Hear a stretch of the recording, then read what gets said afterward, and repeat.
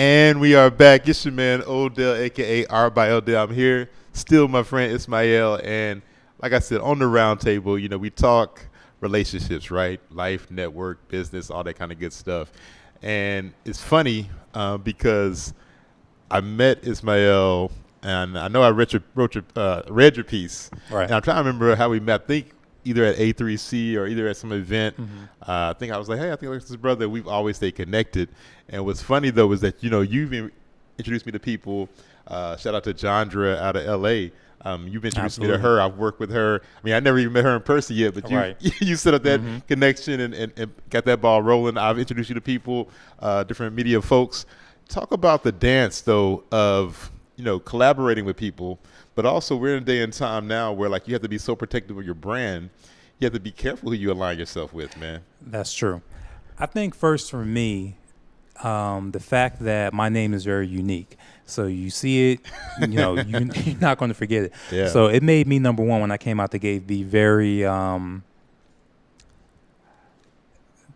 made me pay a lot of attention to what I put out there. Because I knew that people, it would be hard to kind of. Exactly. It's going to stay with me. Yeah. So I was unique until OBJ caught that catch. Right.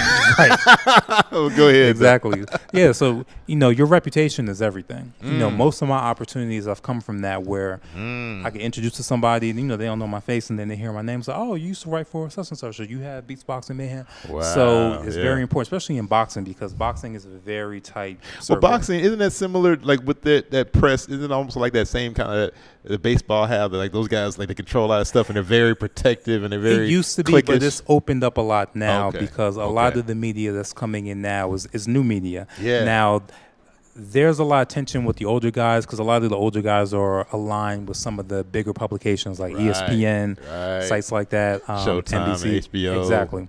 So they have money behind them. So they see guys. They're not letting them spots up easily with that they see bag. a guy that might have, like a blog talk radio podcast.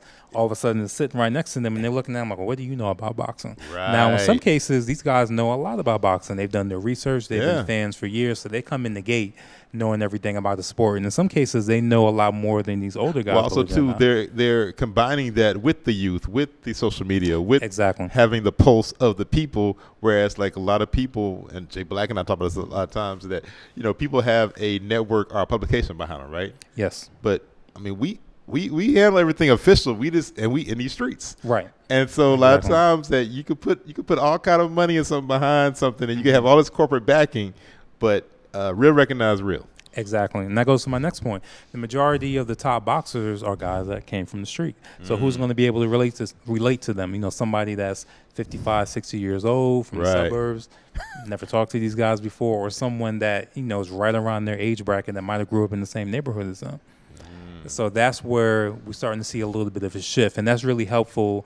I really try and push those guys that I talk to. It's like, okay, it's good to do interviews. Podcasts are great, but make sure that, if you are willing to write about it, it's good to do that, to make sure you have that documented piece that somebody, 20, 30 years from now can look up. No matter if you, disable your podcast or something like that, that will always stand there no matter what. Right. Because a lot of those great pieces that we have read in Esquire and places like that, or Sports Illustrated about Ali and things like that.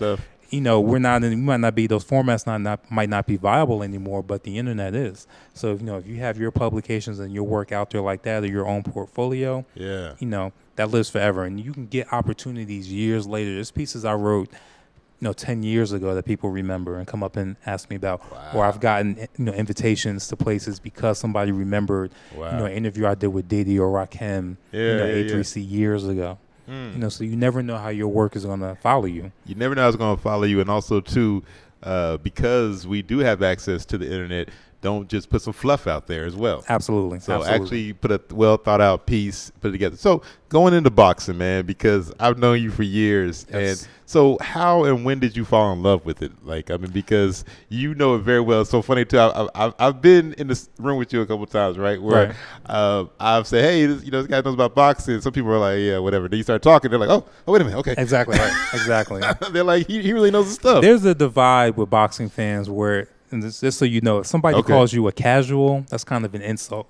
Basically, what they're saying is, you really don't know much about boxing. You just know what the announcers are telling you when the fight is on. So, yeah, if anybody ever calls you a casual, they're basically trying to insult you. Basically saying you don't know shit about boxing. All right, I'll make sure I don't say that to Jay Black then. Right. I'll make sure, Yeah, Put me on game on that. Yeah, so that's kind of a big divide that we see now. But, for me, I fell in love with it basically when I was a kid. So we're talking about I grew up in the 80s.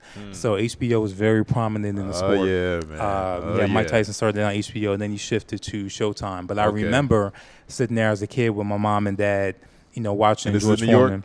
This is in Jersey. In Jersey, yeah, Jersey. Watching, not even getting to watch the whole fight because I'm so young. So I'm watching the beginning of Holyfield and Foreman for the title. And you remember that big storyline back then about Foreman. He's old. He's going to win the title back. And then he looks like he's winning for, about the first 4 or 5 rounds. And they're like, okay, you got to go to bed. And I'm like, can I stay up and watch the fight? I'm like, nope, go to bed. You know what happens. Right. So I'm sitting there wondering, okay, he's probably going to win. And I wake up first thing in the morning. He ended up losing the decision to Holyfield. But those things really helped me connect with my dad. And also, being Muslim, my dad converted to Islam in the 60s. So this is right when Ali was coming into prominence. Yeah, so he taught me all about Muhammad Ali, taught me all about the Rumble in the Jungle, the strategy, the rope-a-dope, what went into it. He had VHS tapes of Ali, 60s Ali in black and white when he beat Sonny Liston and first won the title. And, I had Malcolm X speeches, so I'm listening. I'm getting all that all together. Yeah, from a whole culture standpoint. Exactly. So initially when I first got into about junior high, I kind of went away from it a little bit. But once I got back into high school, college, I was deep into it, watching every fight. Watching everything I could. So as you were doing that, so what made you go ahead and fuse the two together? Because I talked in my initial opening the show about, finding your niche, right? And being okay and being comfortable in your lane. And sometimes, finding as they say, I've heard the term, the riches are in the niches, right? Exactly. But what made you say, I'm going to go ahead and fuse it together with the hip hop and the boxing? I got to give a lot of credit to my first employer on the music side, which is allhiphop.com. Okay. So initially, I was on their message board in about the mid 2000s. Not really taking seriously. All the message boards. I know how it goes, man. All these arguments, defending your favorite rapper, discussions, all that mess. Arguing over food and stuff in different cities. Exactly. Now, this goes back to what we talk about. You never know who's paying attention. So apparently, they had a boxing section that I actually started. They called a thread. Okay, so thread. Boxing thread. Let's discuss boxing. So we're talking back and forth. I'm not thinking anything of it. Don't know these people. They're just a name and the avatar. Screen name, avatar, But you never know who's watching. So apparently, I was doing a good enough job impressing some of the editors of the actual site that just happened to go into that thread. So one of the editors, out of the blue, this is back. We're talking about 06, 07, MySpace days. He contacted me on MySpace saying, "Hey, would you be interested in writing a boxing column, a weekly column for the website?" Now, when opportunities like that come, even if you don't have everything mapped out about what you want to do, you got to go for it. You take that opportunity. You figure it out once you get in the door. Exactly. So I had never written professionally before. Yeah. My first actual column was documenting Floyd Mayweather's knockout of Ricky Hatton at the end of 2007. Wow. That was my first column. Coming into the game like that. That was exactly. Wow. Front page of the site. And at the time, All Hip Hop is probably the biggest hip hop website in the game. Yeah, definitely. They've had their moment when they were the biggest. I mean, it's still valuable now, but I'm saying there was at that time, they were doing like 5-10 million hits a month. Wow. So here I am on the front page, my name and everything. So immediately I start getting contacted by fight promoters like, hey, I want you to interview this fighter. Yeah. All types of stuff. And it's like, wow, now, my email I'm like, how are they getting my email? Because I didn't give it out to anybody. Right. But when somebody's looking for you, they will. They're find looking you. for you, yeah. So that's why, like I said, you need to stand by your word. Everything you say, you need to mean, because you never know when you're going to run into somebody. Same energy, man. Exactly. Especially with fighters, Yeah. It can go a whole nother direction. Has it ever went kind of left? Not left, but I'm saying somebody like really kind of, you can feel the energy that like they don't mess with you. Never with boxing, because I've never been disrespectful. I won't call boxers quitters and things like that, because I've been at a fight where a fighter's actually gotten crippled in the ring. Oh, wow. Like, suffered a blood clot. Actually won the fight and collapsed after the fight. And career was over. So he won the fight and he fell out. He collapsed afterward. And then it turns out later on he had a... so you watching that too? Yeah. And I watched him wheel him out past me. Wow. He lost function with his left arm. So he finally, after about 10 years, he can walk again now. Jeez. But his career was over after that. And the thing about that is, it really struck me because that happened maybe a year and a half into me covering boxing. Right. You remember stuff like that because, everybody was cheering. Everybody was into the fight. But after that happens, you're gone. Those fans, they don't care about you anymore. You're out of sight, out of mind. Out of sight. And you got all these medical bills. You don't have any regular medical insurance. How is that getting paid? We assume the promoters are going to, quote unquote, do the right thing. But there's this big issue that happened now with Rock Nation. There's a fighter that was injured, had brain damage on one of their cards. Okay. And didn't give him any money. Oh, wow. And this is ongoing even now because now we're looking at it like, okay, I know Rock Nation is separate from Jay, Beyonce, and everyone, but they got the money. Yeah. And you're not going to contribute anything to this guy. Wow. I mean, he can barely walk now. Wow. But, I mean, first of all, that's heavy. But going back to, like you said, as far as even with writing, like you said, you're not disrespectful of calling a fighter a quitter or things like that. Like, you still can be critical of people. Absolutely. Without having to use certain verbiage. But we are in a very clickbait type. Exactly. And the thing with boxing is, it's already probably the most violent sport that you can get. It's even more violent than MMA. Because MMA, when somebody gets rocked or hurt, normally the fight's going to end within a couple moments. And it's only a couple of rounds, too. Exactly. So, like in MMA, when you get knocked down, you're probably going to get some hammer fists and the fight's over. Yeah. You get knocked down in boxing, if you get back up, the fight's going to continue. You can literally get knocked down 5, 6 times. Depending on who you are, they'll let you. They'll give you that standing 8. Like Exactly. And that's why we have, unfortunately, so many boxing deaths. Normally every year, at least about 10 boxers die that you might never hear about. Because these guys are not they're not higher level. Floyds, they're not the Canelos and stuff like that. But it happens because you're getting constant blows to the head for 12 rounds. What kind of age range are these guys? These 10 boxers a year, maybe dying. I seen the youngest was maybe about 17, 18 years old, and I think at that time it was somebody that was an amateur. Yeah, because remember, even leading up to the fight, you're doing all that sparring. You're dehydrating yourself in some cases to make weight. So all this is trauma to your body even before you get into the ring and have to fight somebody. So it's not a game. I don't even like calling boxing like really just a regular sport because a well-known phrase they say is you don't play boxing. You don't play it the same way you do basketball, football. It's a totally different gladiator, life and death sport. Yeah, I mean, I think you're absolutely right with that. I mean, it's funny because a lot of people think they can fight or do different things, and I'm not saying here to judge people, but it's something about being in a confined space. Right. And when you're in a confined space and there is no checking out, like once you walk into that ring, you're in the ring. There's, we've all been out and been in fights or run around and somebody come in and say, hey, man, let's y'all chill out, y'all watch this. But now you in a confined ring and that dude over there. Most of us, like you said, we've all been in fights before. I would say most of us have probably not been in a fight that's lasted longer than 1 or 2 minutes. Right. I always recommend, I told this to, some of the younger boxing writers I know, and even just fans. I recommend everybody that's interested in boxing to just go and do some boxing training. Right. And eventually you'll get to spar, and it will be the longest 3 minutes of your life. You sparred before, right? Yeah. You will be like, when is this bell going to ring? I've been in here for 10 minutes. And it really has only been a minute and a half. It's only been a minute and a half, 3 minutes. And imagine doing that for 12 rounds. Under the lights, you got somebody that's constantly coming at you. A lot of times, when you see boxers, you'll say, why is his stamina so bad? He looks in great shape. Part of the issue is some of those fighters is hard to relax. You're tensed up because you're fighting.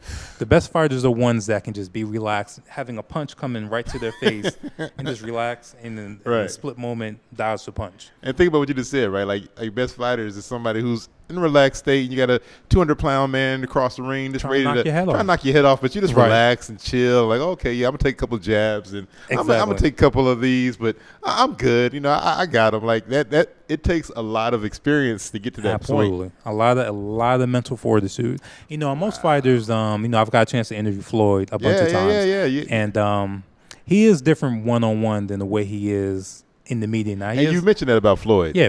Now, he is arrogant. Now, most great fighters I've met, you have to be arrogant. They think, I can beat anybody in my weight class. I can get in the ring and nobody can touch me. Exactly. But he's very perceptive. He takes care of his body. He doesn't drink. He doesn't. He eats Floyd is very. he eats very clean. Okay. I mean, his one vice might be I always see him with like a harem of women. That's about it. Oh yeah. But that's like a perk. That comes with the money, game, though. Right? You know exactly. what I'm saying? You gotta have a one vice. Money Mayweather. You know. But outside of that, he handles his business. His business. So even though you can say, okay, he was a little selective with his opponent in certain years, right? But he studies every opponent and doesn't take anybody lightly, and that's the reason why he was able to retire undefeated. Do you think that part of that because of his dad, or him just seeing him have the luxury of seeing the Alis and all these different people and being able to kind of mold the marketing, the fighting, and all of that, kind of culminate that until the deals and even with hip hop, right? Like he's seeing how people on their masters and getting out of slave deals and getting to a new because he did all that, right? Like he had bad deals and then he said, I learned the game. Let me create my own team. Let me create my own promotions. And when I go talk to HBO, it's not about no half thing. It's about like, my name is on here too, right? And you're gonna cut me a check. He's had a very fascinating story, and most of us only know Floyd, casual fans, from 2007 after he fought De La Hoya on. But his entire career is like fascinating study. So, like you mentioned, a lot of credit I give to his father, who trained him, and also his uncle, who was a world champion, Roger Mayweather. Okay, they're the ones, that combination of both of them kind of instilled his style. When he was younger, he was more offensive, believe it or not. He scored most of his knockouts when he fought at 130 pounds. Really? So he was like a killer then. Probably the greatest fighter at 130 pounds. Really? And the fact that he went from there all the way up to welterweight 147, that's when the defense started to become more paramount, because he realized, I can't knock out all these guys. They're naturally bigger than me. Yeah. But they don't have the skill set that I do. So that's where that defense came in handy. Defense and what they call ring generalship. If you can control the narrative of the fight, you can win. Ali was great at that. Canelo was pretty good at that. Just being able to control the round, Sugar Ray Leonard, because you got 3 minutes. And I don't care what any judge says, you're not going to we're really supposed to judge in 1 minute intervals, but most judges remember the beginning and they remember the end of the round. You start strong, you end strong. Yeah. Unless you got hurt bad in the middle, more than likely you're going to win that round. And that's so true when it comes to Floyd. You're right. How a Floyd fight is. It's up to you as the opponent to try to change the narrative. But we know what Floyd's going to do. But let me ask you this. What do you think about from the business standpoint? Where do you think he got that go-to? Because like I said, I think he might have watched his father and his uncle, but that might be more of the mistakes. Not even saying that they made big mistakes, but saying, hey, there is more that we can do. Like, where do you think he got that business acumen from? I think that came very slowly over time. So initially, when he came in the game, he was signed with Top Rank. Top Rank is with Bob Arum, who used to work with Ali, Leonard, a lot of great fighters. Now, Floyd told me this one-on-one that he was trying to get on pay-per-view years before he did. And according to him, I haven't gotten this from Arum, but he said Bob Arum told him that black fighters aren't marketable. I can't really, you're a great fighter and all that, but you're not marketable. And I think that moment kind of changed his whole mentality, because before he was soft-spoken, not really outlandish, but I think that lit a fire in him. Like, and he's made it a point to be the most marketable fighter ever. Exactly. He think, I'm gonna show you how marketable I can be. Now he had to get out of that contract. Now initially, I forgot to mention, even before he was with Bob Arum, a lot of people don't know he was with Jay Prince. Jay Prince also manages fighters. Now this became a bit of an issue because Floyd wanted to get away from Jay Prince, so that became somewhat of a problem, because Jay didn't want to let him go. I think it might have been the issue where Floyd might have owed him some money, so some of Jay's boys kind of roughed up some of Floyd's boys. Eventually Arum had to get him out of that contract. So, but then he was like, I'm tired of getting tossed around back and forth. So eventually he got himself big enough where he was able to buy out of Arum's contract and become a free agent. And he bet on himself. Exactly. And this was right before he got the De La Hoya fight, because he was trying to get that with Arum. Arum had a contentious relationship with De La Hoya, who also used to be with him. And he didn't want to make the fight. And he was Exactly. And he was telling Floyd that, it's not really marketable. I don't think it can happen. Floyd was like, that's nonsense. I know I can make this fight. I know I can make it one of the biggest fights ever. It was. So he brought out of his contract for, I believe it was $750,000. Ended up fighting De La Hoya, and I think he ended up clearing probably anywhere from $10 to $20 million. Right. Well, let's just start right there. So we talk about this a lot, and shout out to H, live about Daily, Jay Black. Like a lot of people don't want to make that bet on themselves. Like that's a bet. I mean, and that's one where it's not guaranteed, right? So he he wrote a $700,000 check and turned around and made $10 million. But like I said, it don't happen unless he basically, you basically might as well say $1 million. We think about taxes and all that kind of stuff. Like he basically wrote a check for $1 million. And Arum did everything he could to try and keep him because he said, okay, I know I can't offer you the De La Hoya, as much money as he's going to make, but I can give you $8 million, which was a career high payday at the time, if you fight this guy named Antonio Margarito. Now, Margarito, at the time, Margarito. He was huge. He's a 147-pounder, but he's at least nearly about 5'11", 6 feet tall. That would have been a very tough fight for Floyd, and it's probably one of the big mythical matchups that never happened. So Floyd had the dilemma. He's like, okay, I can take this fight, $8 million. It's risky, but if I take it and then get hurt or if I lose, the De La Hoya fight's out of the picture. Yeah. Or do I get myself out of this contract and make more money with this De La Hoya fight, and maybe I can circle back around to the Margarito fight at a later point. That was, a crossroads fight or decision for Floyd. And it turned out great for him. Now, at the time when he left, there was some criticism for him, saying, oh, you're ducking Margarito. Right. All that kind of stuff, yeah. So, that went on for a while, and they never got a chance to fight because you know what happened with Margarito. He lost to Mosley. He had the hand wrap issue and all that. All that kind of stuff. But that's one of the big what-if fights. But him making that decision ended up being the best thing for him, from a financial standpoint and the legacy standpoint. Well, also, too, it's definitely a game of playing chess, not checkers, because like you said, he's, Bob Arum knew what he was doing, too. He waved, he dangling that $8 million in front of him, and, we've seen this in hip-hop, we've seen it in boxing, we've seen it in all different forms. They wave this little bit of money to you, and, it's up to you to say, you know what, I'm going to invest in myself, maybe go a little further, so shout out to Floyd for that. Whether you like Money Mayweather or not, you definitely learn something from his business acumen. So I want to do something a little different. I know a lot of times when people ask you who your top 5 boxers are, top 5 hip hops, I want to do something where I want to name some legendary boxers, and I would like to see if you could maybe pair them up with somebody you would think that would be similar to them in hip hop or in that same kind of scope. Gotcha. So I'm gonna give you. So looking at Sugar Ray Leonard, who would you maybe pair that person up with her from a hip-hop standpoint, or maybe compare him to? Sugar Ray Leonard. Okay. So and why? Just giving some background. So Sugar Ray Leonard, gold medalist, came out of the Olympics, was kind of a media darling. Let's see. Who do we have that's a media darling?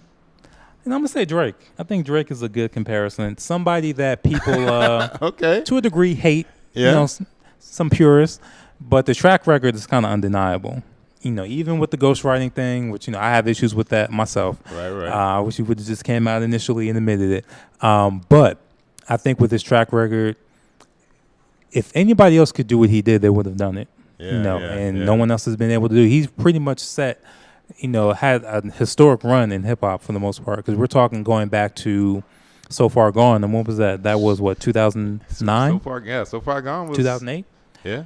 And even me personally, I was a bigger fan of the comeback season. That was kind of like my project from him that I really like. So we're talking, about 12 years ago. Wow. And he's still going strong and at the forefront. It's, by this time, you're supposed to be kind of an elder, and the next generation is supposed to be taking over. Okay, that's great. Because, Sugar Ray, you definitely, media-wise, still want somebody who's highly recognized, walk into a room, thing like that. Okay, what about, let's go a different route. Let's go towards Mike Tyson. Mike Tyson. Brownsville. So we're talking somebody who is ferocious, shine bright initially. Yeah. I don't want to say flamed out, but never reached those heights again. He was the youngest heavyweight champion in history. Yeah. He unified the 3 heavyweight belts in the span of a year. And I want you to think about how fragmented titles are in weight classes now. Good luck with that now. Right. Unifying the belts. Gotta go to Russia, gotta go here, gotta go all these places. Exactly. With all these networks and all these different groups. Exactly. So Tyson. Now, before I answer that, I'm going to give you an interesting story. And I kind of don't agree with this, but Max Kellerman, so he's a big commentator. Now, he's a hip-hop head. Now, a lot of people don't know Max Kellerman. Put his name in YouTube and put rapper after it. Him and his brother put out a rap song. It was boxing themed and all that. It was halfway decent. Okay. So I say all that to say he knows kind of his hip-hop. So when we were talking, he actually compared Mike Tyson to Nas. He said, talking about you came out the gate, classic album or came out the gate, winning all his titles and all that, Yeah. and never reached those heights again. I never really agree with that because as much as I love Illmatic, I think It Was Written was probably more important in his career. I think if he had tried to replicate Illmatic, he probably wouldn't have made it out in the 90s. Yeah, he probably got stuck in that. Like that change in sound is what really saved his career and gave him marketability. So I don't really like the Nas Mike Tyson comparisons. So somebody that shined bright early on. Let me think. I'm trying to think of one album. That's interesting. Big L kind of comes to mind. Unfortunately, demise though too. Yeah, even though he never had I guess you want to say the definitive classic album, but the verses, his reputation was so strong. Exactly, Ebonics freestyle session with Jay-Z and all that kind of stuff. So that's one comparison I think that I would be apt to go with that one. Okay. And maybe just on the street side, maybe Just Ice. I think he kind of fits. Okay. Now we're dating ourselves. We only two people in this room that know who Just Ice is. Know that is right. Yeah, exactly. It's all good. Okay. And let's see. Let's go ahead and I'll give you the last two. Or you can take one. Ali or Floyd. So for Ali, it has to be somebody with a great mouthpiece. The first person that came to mind would be Pac. Because, Ali was calling himself great before he even really knew he was. That's true, yeah. Pac always had that self-assuredness, even from Tupacalypse now. Yeah, he always had that confidence. Exactly. Like he just had that presence about him, right. And the reason why most people look at Ali as the greatest heavyweight champion ever is because he dominated two separate eras of heavyweights. When he came out in the 60s, he was young. He relied on his speed and athleticism. Now, with most people, when you lose that athleticism and you don't have the fundamentals, you're done. That's what happened with Roy Jones. When they could start touching them, that was it. But the opposite happened with Ali. His greatest victories came when he wasn't in his prime anymore, when he was a little bit slower, what was tougher and had more endurance. That's when he was able to beat Frazier 2 out of 3 times. Was the first man to defeat George Foreman and the only man to knock him out. And to give you an idea of how good George Foreman is, he won the title, regained the title in his 40s. Yeah, so he beat a prime George Foreman in his 20s. Yeah, that's true. So I forget about that. When I look at Tupac, you can make that also the argument that he got better as he got older. Tupacalypse now, decent album. But look where he got when he got to Me Against All Eyes on Me Against the World, Machiavelli. He got better as he went on.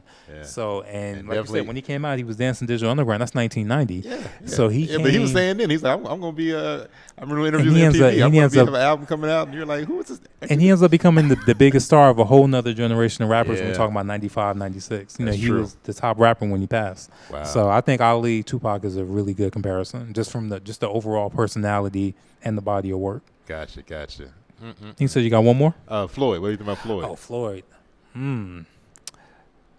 I got to say Jay, honestly. I mean, now personality-wise, they're different, but when you're looking at, if you're a boxer coming up, your whole objective is to make as much money as possible, but also keep as many of your brain cells as you possibly can well. Right. And no one's done that better than Floyd. He pretty much had the perfect career from a risk standpoint of being able to get out the game with your faculties intact. Now, if you look at Jay-Z, we can always make arguments about who's a better rapper. You can say Nas, you can say Scarface, Rakim. Yeah. There's arguments for people who are, technically better or who can make an argument. But as far as who's had the better career, I don't think you can make a legit argument of anyone who's had a better overall career than Jay-Z. Also, too, it's a polarizing name when you say it, too. Just like Floyd. Right, exactly. When you say Floyd, it creates all kind of discussions, arguments going in. So I will give you that, too. One thing about Jay is the same thing. Like you say the name, and it's automatically all these arguments and discussions. He seems to make all the right moves, has all the strategic alliances, everything he needs to do to stay at the forefront. Even if it's not for music, he's still at the forefront of hip-hop culture. So even though Floyd hasn't fought in about a year and a half. And I'm not counting that McGregor fight. That wasn't a fight. But still, it is, once again, it is more proof how Floyd knows how to play the audience and how he knows how to play the media. And once again, and McGregor, to his credit, he knew that his only payday was going to come fighting Floyd. Exactly. Wow.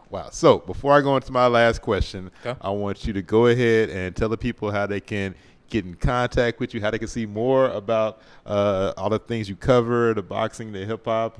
You just recently covered with the Canelo fight. You were at the Canelo. Yeah, Canelo and Danny Jacobs. So I got to say, I was wrong. I thought Danny Jacobs was going to get a decision, but He's close though in some senses, right? You know, it frustrated me because I didn't put much weight on the weight issue, which I should have, because it turns out that Danny Jacobs is a big middleweight, so he normally comes in the ring 180, 185, but Canelo had a provision in there that he couldn't weigh more than 170 the next day morning weigh-in. Wow. So that ended up weakening him, because if you watch the fight, Danny didn't really have to snap on his punches. His jab wasn't as strong, and I think that weight change hindered him. And that's, when you're the big fighter like Canelo is, you can put those stipulations in. And, of course, if you're fighting somebody, you want all the advantages you can get. Wow, so that's crazy. That's the game. But tell the people how they can contact you. And so you can reach me at my website is beatsboxingmayhem.com, all one word. And also the same handle for Instagram. So you can hit me up there. Love to hear from you. I just have a post on Instagram talking about who's the better duo, EPMD or Outkast. So I love the hip-hop discussion. Come tell me I'm wrong. Come tell me I'm right. Let's get it. Exactly, man. So definitely check Ismael out and follow him on all social media. Great follow. Someone to check out. So I always end the show with this right here.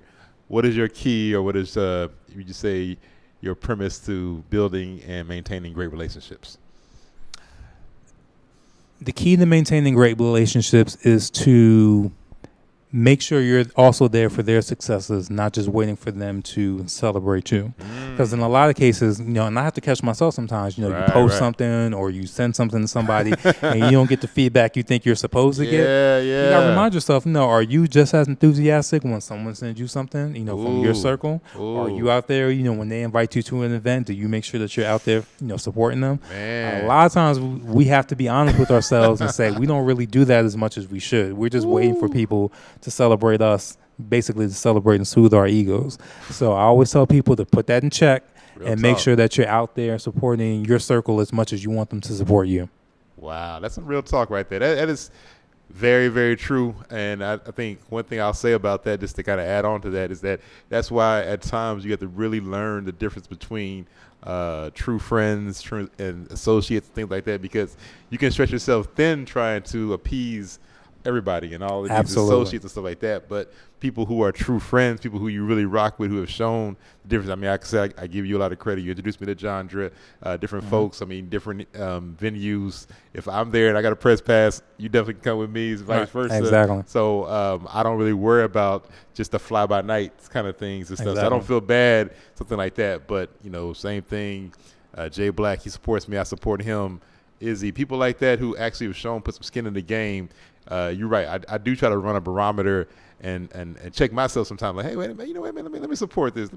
If I said something about this, Exactly. So I've done that as well. So, and that's why I definitely appreciate you saying that, because that's something I use a reminder of as well. So, listen, I've appreciated talking with you, brother. It's always a pleasure. I'm glad I could finally have you on the show. As long as we've known each other, I never got a chance to even really sit down with you, but he's always working. That's the great thing about Ismael. He's always working, very thoughtful about what he does and very strategic. And like you said as well, I mean, your reputation, your name, it goes everywhere. Absolutely. And I always say that and think about that, because, I mean, I remember traveling different cities, and one of the first things I always talk when I think about Jay Moore, rest in peace, man. When I met him, he's a Seattle legend, and I'm just talking radio stuff. And I remember talking about Atlanta, and the whole time we were talking and talking, he was naming names and stuff like that and everything. And then he started naming all this Atlanta stuff. And I was like, wait a minute. But then at the end of the discussion, he's like, oh, you didn't know I went to Morehouse? No. And I was like, oh, okay. But, I luckily, but it was so funny because I'm thinking to myself, we're all the way across the country. Exactly. I'm like, he's not going to know about this stuff Atlanta stuff. I mean, if I wanted to, I could have been like, oh, this and that. But, he was just listening to me. Like, oh, okay, you're talking about it at the end. He was like, I went to Morehouse. You never know who you're talking to sometimes. You never know. There's this clip I saw online recently, about 10, 11 years ago. Charles Hamilton. I don't know if you saw that. Yeah, I just saw that recently. When he passed the mic to Kendrick Lamar, and nobody knew who Kendrick was. Nobody who knew it. That was crazy. Yeah, I mean, was that? Did he know Kendrick, or he just? I don't think so. I just think there were a bunch of MCs on stage, and I think Kendrick just asked for the mic. He's like, "Yeah, go ahead." And Kendrick had a little name at that point. Yeah, but I don't think Charles knew who he was. Yeah, that's crazy to think. And wow, that is, when I saw that clip, because a lot of people, I mean, some people might not even know who Charles is, right? Like Charles had a tumultuous things. Some things happened, but he had hit the success, and then some other stuff happened. I liked his music, but that's a great point because he was out of there at one point. I mean, in the sky, and here's this young guy, and like you say, he just handed the mic. Things can change quickly. And, you know, like you said, if you've had, you know, treated people right and all that, you know, those same people, you know, once they hit where they need to go, they can reach back for you. Yeah, I'll leave you with this note talking about things can change quickly. I'll never forget, Fonte said this. Fonte talks about coming out and they were doing a tour and Drake opened for them. I forgot what tour was. Wow. And he said 8 months later, he's opening for Drake. 8 months. He's what I'm saying? Like, I mean, I don't quote me on the exact month time. I mean, right. I'm just saying, but it was a thing where, I mean, him talking about that. They're opening, you know, he's opening for Little Brother. And if you listen to early Drake, you know, he always gives a lot of props to Little Brother and stuff like that. Fonte's his favorite rapper. Fonte's his favorite rapper. And so here he was opening for them. And then next thing you know, think about that. In the span of a year, somebody open for you, you're open for them. Exactly. So you never know how things could change. People go from being secretaries to executives real quick. So I just, the way you talk to folks and the way you act, it's going to travel a lot quicker. One quick example before we go. Like you mentioned Giandra. When I first met her, she was just a fan. I just met her at an event, a boxing event. Wow. And we were just talking about black people in media. And I sat down and told her, I'm like, we really don't have too many people in media. And I don't know how we got on it, but I guess just feeling her overall vibe, I was telling her that, you know, if you got into media as a black woman, you can do so many different things because there's no black women in boxing media, number one. Right. And then you have a unique voice. Right. This was, I want to say 2012 and all that. And that conversation, she told me, just inspired her to just try and put one foot out there and see where things go and see where she is now. Well, and shout out to Jandra, man. I mean, I see her. I get excited every time I see her post. I mean, she's sitting down with A-list actors now. I'm talking about it. She's witty with it. She's so very clever. So shout out to Jandra, man. You should check her out. Her tag, J-E. What is her name? Yeah. Giandra, J-E-A-N as in Nancy, D-R-A. And she has that Creole last name, LeBeuf, L-E-B-E-A-U-F. Yes. There we go. All right. I mean, and like I said, I give a lot of props to her. So most people, I wouldn't even take the time to try to even spell it out. Right. Jandra, she's great, folks. But now she's doing amazing things in media, and she's helped me out before and gave me a chance, an opportunity to write soccer, something I love, and she took a chance on that. So shout out to her, man. Check her out. Listen, I appreciate every week y'all tune in to Odell's Roundtable. Check me out. Support me. If you like what you see, subscribe on YouTube. Check me out. Follow Artbyodell. Everything is Artbyodell. We are broadcasting from the Live Hip Hop Daily Studios. My show, a lot of great shows, a lot of things you can check out on Live Hip Hop Daily. Check that out. Follow it. Also, Innovative Black. Support my brother Jay Black. I mean, he has the fresh apparel. It's summertime. I still got to pick up my blue Innovative Black shirt. InnovativeBlackStation.com. Great content. Check it out. Shout out to Izzy for the win out here, holding it down. So listen, keep building these great relationships. Do like my brother said, Ismael, make sure you are celebrating your friends' wins just as much as you want people to celebrate yours. And I think that definitely will help you build great relationships. It's your man Artbyodell for Odell's Roundtable. We out.